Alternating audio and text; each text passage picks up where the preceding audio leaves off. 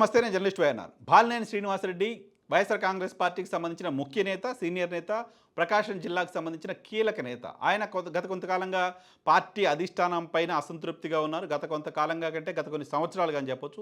ఆయన జగన్మోహన్ రెడ్డి గారికి సంబంధించిన మొదటి క్యాబినెట్లో మంత్రిగా ఉన్నారు. 2.5 ఏళ్ల తర్వాత ఆయన క్యాబినెట్ నుంచి తొలగించారు. కానీ తొలగించిన సందర్భంలోనే ఆయన తీవ్రమైన అసంతృప్తికి లోనయ్యారు. ఆ సందర్భంగా పార్టీ అధిష్టానం ఆయన బుజ్జగించే ప్రయత్నం చేసినప్పటికీ పార్టీతో అంటీ ముట్టనట్టుగానే ఉంటూ వస్తున్నారు. సో 2 ఏళ్ళు మంత్రిగా లేకుండా ఆయన కొనసాగుతూ వచ్చారు. సో ఆయన ప్రస్తుతం ఈరోజు పార్టీకి రిజైన్ చేస్తున్నట్లుగా ప్రకటించారు. సో పార్టీలో కొన్ని కారణాల వల్ల నేను పార్టీకి రాజీనామా చేస్తున్నానంటూ చెప్పారు. కొన్ని కారణాలు ఏంటి అనేది ఆయన నేరుగా చెప్పకపోయినప్పటికీ భాష సరిగా ఉండాల్సిన అవసరం ఉంది రాజకీయాల్లో ఉంటూ చెప్తూ వస్తున్నారు.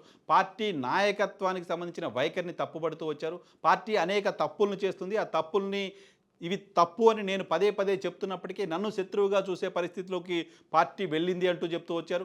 సో నిజానికి బాలినేని శ్రీనివాసరెడ్డికి సంబంధించిన ప్రొఫైల్ ఒకసారి చూస్తే ఆయన 2009లో కాంగ్రెస్ పార్టీ నుంచి ఎన్నికైన తర్వాత వైఎస్ రాజశేఖర రెడ్డి గారికి సంబంధించిన క్యాబినెట్లో మంత్రిగా ఉన్నారు. కీలకమైన గనుల శాఖ మంత్రిగా ఉన్నారు ఉమ్మడి రాష్ట్రంలో. అటువంటి బాలినేని శ్రీనివాసరెడ్డి వైఎస్ జగన్మోహన్ రెడ్డి గారి అరెస్టు తర్వాత ఆయన కొత్త పార్టీ ఏర్పాటు చేసుకుంటున్న క్రమంలో మొదటి నుంచి ఆయనతో నడుస్తున్న అతి కొద్ది మంది నాయకుల్లో ఒకరు.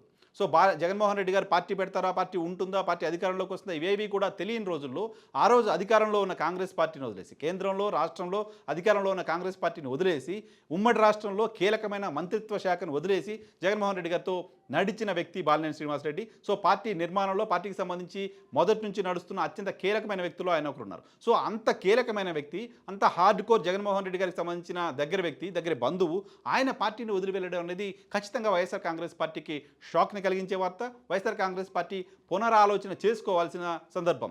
గతంలో రాజశేఖర రెడ్డి గారికి సంబంధించి నాయకత్వాన్ని గురించి సంబంధించిన చర్చ వచ్చినప్పుడు రాజశేఖర రెడ్డికి ఒకసారి కనెక్ట్ అయిన మనుషులు మళ్ళీ ఎవరు వెనక్కి వెళ్ళరు అని చెప్తూ ఉంటారు. ఇతర పార్టీలకు సంబంధించిన నాయకులు కూడా, సిద్ధాంతపరంగా ఆయన వ్యతిరేకించే వాళ్ళు కూడా ఆయన్ని నాయకత్వాన్ని అప్రిషియేట్ చేసేవాళ్ళు, ఆయన దగ్గరకు రావడానికి సంబంధించి ఇంట్రెస్ట్ చూపించేవాళ్ళు, ఆయనతో కలిసి నడవడానికి సంబంధించి ముందుకు వచ్చేవాళ్ళు.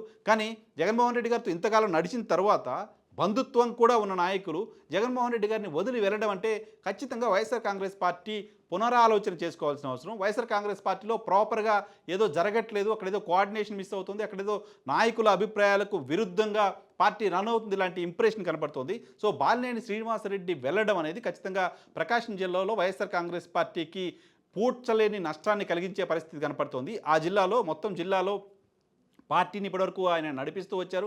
సో పార్టీ ఇప్పుడు వదిలిపోతున్న సందర్భంగా ఆయన పైన ఏమైనా కామెంట్స్ చేసి ఉండొచ్చు. కానీ బాలినేని శ్రీనివాసరెడ్డి ఖచ్చితంగా ఒంగోలులో, ప్రకాశం జిల్లాలో వైఎస్ఆర్ కాంగ్రెస్ పార్టీకి సంబంధించిన పెద్ద దిగ్గా ఉన్నారు, ఎసెట్గా ఉన్నారు. అదే జిల్లాకు సంబంధించి వైవి సుబ్బారెడ్డి గారు ఉన్నారు. గతంలో అక్కడ ఎంపీగా పనిచేశారు. ఆయన కూడా జగన్మోహన్ రెడ్డి గారికి బంధువు, దగ్గర వ్యక్తి, పార్టీకి సంబంధించిన ముఖ్యుల్లో ఒకరుగా ఉన్నారు. కానీ క్షేత్రస్థాయి పార్టీకి సంబంధించిన రాజకీయ నాయకుడు కాదు ఆయన.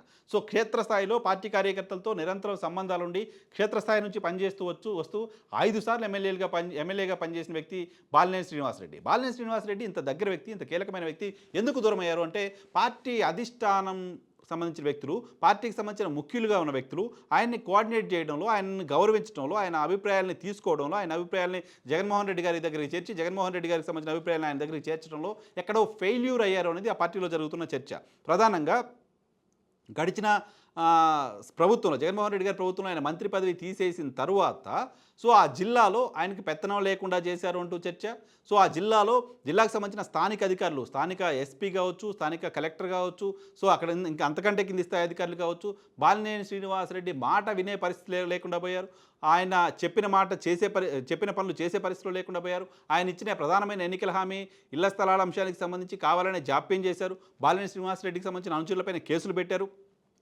ఈ రకమైన వార్తలు వస్తున్నప్పటికీ పార్టీకి సంబంధించిన ముఖ్యుల నుంచే తనకు వ్యతిరేకంగా కుట్ర జరుగుతుంది అంటూ రకరకాల సందర్భాల్లో ఆయన బయటకు మాట్లాడే ప్రయత్నం కూడా చేయటం కూడా చూసాం. సో ఆ తర్వాత అక్కడ మాగుంట శ్రీనివాసులు రెడ్డి, ఆయన సిట్టింగ్ వైఎస్ఆర్ కాంగ్రెస్ పార్టీకి సంబంధించిన ఎంపీగా ఉన్నారు. మాగుంట శ్రీనివాసులు రెడ్డికి ఒంగోలు పార్లమెంటు పరిధిలో హోల్డ్ ఉంది. సుదీర్ఘకాలంగా కొన్ని దశాబ్దాలుగా వాళ్ళ కుటుంబం అక్కడ రాజకీయాలు చేస్తూ ఉంది. సొంతంగా ఓటు బ్యాంక్ ఉన్న వ్యక్తి. సో మాగుంట శ్రీనివాసులు రెడ్డికి పార్టీతో గ్యాప్ వచ్చిన నేపథ్యంలో సో ఆ గ్యాప్ని ఫిల్ చేసే ప్రయత్నం బాలినేని శ్రీనివాసరెడ్డి వైపు నుంచి జరిగింది. ఆయన్ను పార్టీలోనే ఉంచుకోవాలి అంటూ బాలినేని శ్రీనివాసరెడ్డి ఒత్తిడి తీసుకొచ్చారు. ఆయనకే టికెట్ ఇవ్వాలంటూ ఒత్తిడి తీసుకొచ్చారు. కానీ జగన్మోహన్ రెడ్డి గారు మాత్రం ఎట్టి పరిస్థితుల్లో మాగుంట శ్రీనివాసరెడ్డికి టికెట్ ఇవ్వడానికి నిరాకరించారు. అక్కడికి చిత్తూరు జిల్లాకు సంబంధించిన చెవిరెడ్డి భాస్కర్ రెడ్డిని తీసుకొచ్చి ఎంపీగా నిలబెట్టారు జగన్మోహన్ రెడ్డి. సో దీని పట్ల బాలినేని శ్రీనివాసరెడ్డి అసంతృప్తి వ్యక్తం చేశారు. నిజానికి అక్కడ ఆయన ఓటమి వెనుక మాగుంట శ్రీనివాసరెడ్డి తెలుగుదేశం పార్టీలోకి వెళ్ళటం కూడా తన ఓటమికి కారణమైంది అనే ఆలోచన బాలినేని శ్రీనివాసరెడ్డిలో ఉంది. ఆయన్ని చివరి వరకు మాగుంట శ్రీనివాసరెడ్డి వైఎస్ఆర్ కాంగ్రెస్ పార్టీలో ఉంచడానికి సంబంధించి ప్రయత్నం చేసినప్పటికీ అధిష్టానం వైపు నుంచి ప్రాపర్ పాజిటివ్ ఆన్సర్ రాకపోవడం కారణంగా ఆయన ఇప్పుడు తెలుగుదేశం పార్టీలోకి వెళ్ళారు. తెలుగుదేశం పార్టీ నుంచి ప్రస్తుతం అక్కడ ఎంపీగా ప్రాతినిధ్యం వహిస్తున్నారు. సో సొంత జిల్లాలో కీలకమైన హోల్డ్ ఉన్నప్పటికీ నన్ను కాదని బయట వ్యక్తులకి ఇక్కడ తీసుకొచ్చి ఈ జిల్లా బాధ్యతలు ఇచ్చే ప్రయత్నం చేయటం ఏంటి?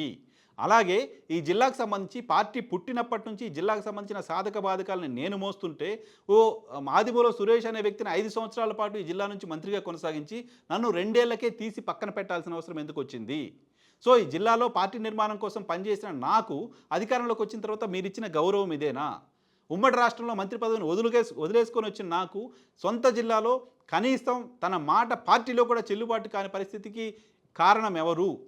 అంతేకాదు చెవిరెడ్డి భాస్కర్ రెడ్డి ఒంగోలు పార్లమెంట్ నియోజకవర్గానికి రావడాన్ని, సో అక్కడ నాయకత్వాన్ని బాలినేని శ్రీనివాసరెడ్డి వ్యతిరేకిస్తూ వస్తుంటే చెవిరెడ్డి భాస్కర్ రెడ్డికి నేరుగా పార్టీలో కీలకమైన బాధ్యతలు అప్పగిస్తూ అనుబంధ విభాగాలకు సంబంధించిన మొత్తం బాధ్యతలు రెస్పాన్సిబిలిటీస్ కూడా ఆయనకి ఇవ్వడం అనేది ఇంకా పుండు మీద కారం చల్లినట్టయింది. జిల్లాకు సంబంధించిన అధ్యక్ష బాధ్యతలు తీసుకొని మళ్ళీ పార్టీని నడిపించండి అంటూ పార్టీ అధిష్టానం వైపు నుంచి సూచన వచ్చినప్పటికీ 10 ఏళ్ళు అధికారంలో లేనప్పుడు పార్టీని నడిపించాను, అధికారంలోకి వచ్చిన తర్వాత మీరు నాకేం చేశారు, నన్ను ఏం గౌరవించారు, ఆర్థికంగా కూడా అన్ని రకాలుగా ఇబ్బందులు పడ్డాను, కాబట్టి పార్టీలో ఉండలేను అనే ఆలోచన బాలినేని శ్రీనివాసరెడ్డి చాలా కలగజేస్తున్నారు. అయితే ఆయన ఎప్పుడో పార్టీ మారాల్సింది, కానీ కూటమి వైపు నుంచి జనసేనలో ఆయన చేరడానికి సంబంధించి తెలుగుదేశం పార్టీ నుంచి గ్రీన్ సిగ్నల్ రాకపోవడం నేపథ్యంలోనే ఇప్పటివరకు ఆలస్యం అవుతూ వచ్చింది. సో ఇటీవలనే జనసేన పార్టీలో బాలినేని శ్రీనివాసరెడ్డి చేరికకు టీడీపీ అధినేత కూడా పచ్చ జెండా ఊపిన నేపథ్యంలో రేపు ఆయన పవన్ కళ్యాణ్తో సమావేశం అవుతున్నారు. పవన్ కళ్యాణ్తో సమావేశం తర్వాత ఆయన జనసేనలో చేరిక లాంఛనంగానే ఉండబోతుంది. జనసేన పార్టీకి ఖచ్చితంగా బాలినేని శ్రీనివాసరెడ్డి ఆ పార్టీలో చేరడం అనేది ప్రకాశం జిల్లాలో ఖచ్చితంగా పార్టీకి లాభించే అంశంగానే కనపడుతోంది.